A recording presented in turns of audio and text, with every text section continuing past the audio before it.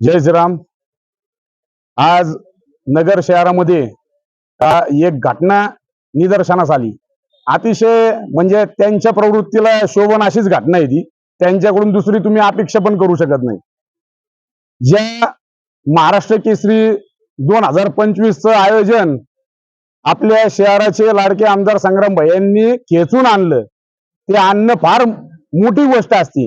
पण ह्या अल्पबुद्धीच्या, कमकुवत बुद्धीच्या मानसिकतेच्या जिहाद्यांना ते कधी लक्षात येणार नाही।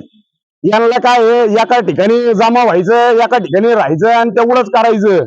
त्यांना त्याच घाणीत राहायची सवय लागलेली आहे आणि ते घाण कृत्य असं करायची त्यांना प्रत्येक ठिकाणी सवय लागली आहे। आता हे कृत्य करण्यामागचं कारण तुम्हाला सांगतो। फडणवीस साहेबांचा त्याच्यावर फोटो आहे, अजित दादांचा आहे, मुख्यमंत्री उपमुख्यमंत्री साहेबांचा, एकनाथजींचा आहे आणि भैयांचा फोटो आहे त्याच्यावर। आता याचा त्यांना राग का ते सांगतो। मुख्यमंत्र्यांनी कॅबिनेटमध्ये मागच्या सांगितलंय की 8 दिवसात सगळ्या किल्ल्यांचं जे काही मजारी उभ्या झाल्यात या जिहाद्यांच्या, त्या आम्ही सगळे किल्ले आम्ही ते मजारी मुक्त करणार आहे। तर त्याचा एक राग या सापांना आलाय, हिरव्या सापांना। आणि अजून एक आमच्या आमदारांविषयी यांच्या मनात जो काही राग निर्माण झालाय, त्यांचे जोर मोठे झालेले तुम्ही। आणि त्यांचा राग का आता सिद्धटेकचं जे तिथलची मजार पाडली आणि नगर शहरामध्ये सुद्धा आमदारांनी सांगितलंय की येत्या महिन्याभरात आयुक्तांना त्या दिवशी निवेदन दिलेलं आहे, जर आयुक्तांनी काढलं नाही तर आम्ही त्या मजारी काढणार आहे। म्हणून यांना हा राग। पण तुमच्यात जर धमक असेल तर आमच्या समोर या, हे रात्रीचे कृत्य करू नका। आणि रात्रीचे पण करायचे असतील तर सांगा आम्हाला, आमच्या ती पण धमक आहे। मोगलाई आम्ही अशीच पळून लावलेली आहे, तुम्ही तर काही नाही। आता आमचं राज्य आहे, हिंदुत्ववादी सरकार ज्या पद्धतीने काम चालू आहे त्याचा हा धसका आहे। तुम्हाला सांगतो, तुमच्या पद्धतीने आम्हाला लय वेळ लागणार नाही त्या पद्धतीने तुम्हाला गप करायला। पण हे फ्लेक्स सुद्धा ज्या भारतरत्न डॉक्टर बाबासाहेब आंबेडकरांनी संविधान स्थापन केलं, त्या संविधानाचा आदर राखून त्याचं आम्ही आयुक्तांची, महापालिकेची परवानगी घेऊन ते फ्लेक्स लावलेले। तुम्ही कोणतं संविधानाचं पालन करता? ही कोणती जात आहे संविधानाला पायमल्ली करणारी? हे तुम्ही सगळ्यांनी, हे समाजाने आता लक्षात घेणं गरजेचं आहे।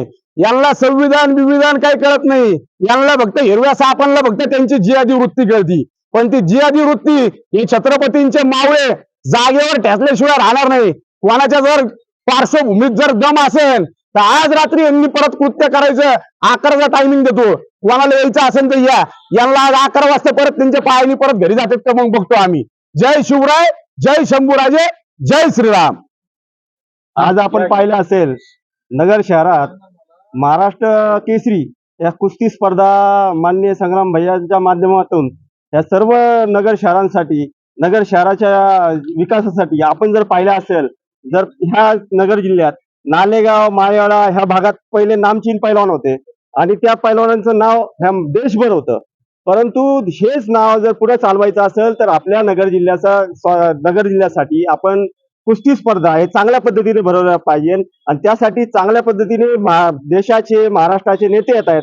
तर ह्या जिहादी प्रवृत्तीच्या लोकांना जर त्या लोकांच्या स्वागतासाठी आम्ही जर बोर्ड लावलेले असतात तर त्या बोर्डावर थुकायचं काम ह्या जिहादी प्रवृत्तीचे लोक करतायत। कारण की काय होतंय की ह्या महाराष्ट्रात हे भगवं सरकार आलंय तर हे त्यांना आवडत नाही। एवढंच ह्या निमित्ताने सांगतो, ह्या पालिकेच्या आयुक्तांना सांगतो की ह्या लोकांचे, ह्या ज्या रस्त्यावर लोकांचे अतिक्रमण आहेत ती तिथं काढलीच पाहिजे। परंतु हे जे ठुकलेले आहेत, हे जे 2-4 दिवसापूर्वी काही पोलिसांनी सुद्धा हे अतिक्रमण विभागात अतिक्रमण जे असतील ते पण काढले पाहिजे। हे बोर्ड जर पाहिलं असेल तर 4 दिवसापूर्वी पोलिसांनी पुसलेले आहेत, हे आज आपल्याला माहिती पडलं। पण रात्री जर त्यांना कळालं त्यावेळेस काही वाद होऊ नये म्हणून नगर शहरातले पोलीस, तोफखाना पोलीस स्टेशन असतील, भिंगार कॅम्प असेल, हे पोलीस स्वतः रात्री मी 1:30 वाजता पाहिलेले की स्वतः हातात फडकं घेऊन पुसताना मी पाहिलेले। तर मी ह्या प्रशासनाला विनंती करतो, पोलीस आयुक्तांना, मनपा आयुक्तांना, एसपींना मी विनंती करतो की आपण ह्या जिहादीवर कारवाई करावी, ही विनंती। देशात कुंभमेळ्याचं पर्व चालू असताना, तसेच नगर शहरात कुस्तीचा महाकुंभ भरला असताना, नगर शहरातील आणि जिल्ह्यातील काही जिहादी प्रवृत्तीचे जे हिरवे साप आहेत, जे माग आमदार साहेब बोलते हिरवे साप हे वेळीच ठेचले पाहिजेत। आज यांनी फक्त थोकाचं काम केलं, यांना वेळेआवर नाही घातला ना तर हे आपल्या बोकंडीपासून चावायला कमी करणार नाहीत। तर माझी या व्हिडिओच्या माध्यमातून अख्ख्या नगर जिल्ह्यातील जनतेला, शहरातील जनतेला माझी एक विनंती आहे, जिथं जिथं यांचं अतिक्रमण दिसेल ते पाडण्यासाठी काम आपण करावं. आपण प्रत्येकाने अर्ज करावा. आपल्या जे होत नसेल आपण आमच्यापर्यंत पोहोचा, पण नगर शहर हे अतिक्रमण